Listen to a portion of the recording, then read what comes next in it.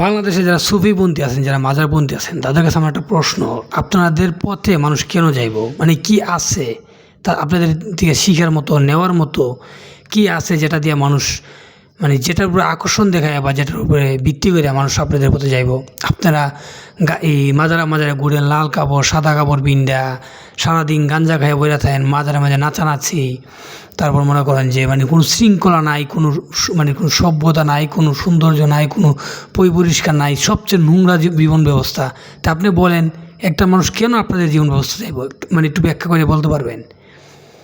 এই যে আপনারা যে মোল্লাদেরকে ভুল বলেন, এই ভুল, ও কাফের, ও ইজিদি, ওই ওয়াহাবি, কিন্তু আপনাদের ভিতরে কী গুণ আছে বা কী আছে এগুলো দেখে আপনাদের প্রতি মানুষ আকৃষ্ট হইব, আপনাদের প্রতি মানুষে ধাবিত হইব? কী এমন আছে আপনাদের ভিতরে বলেন তো, যেগুলা মানে এই কারণে মানুষ এই পথে আওয়া উচিত বলেন?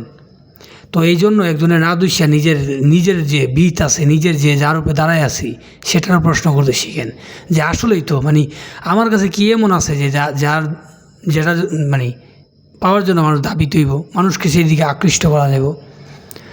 বলে আছে কি এসব গাঁজাগুড়ি মাদাগুড়ি সব মনে করেন যে মাজারে মুজারে বয়ে থাকে, লাল কাপড় তালা তোলা পিন্ডা, কী অবস্থা, কী বিশৃঙ্খল অবস্থা!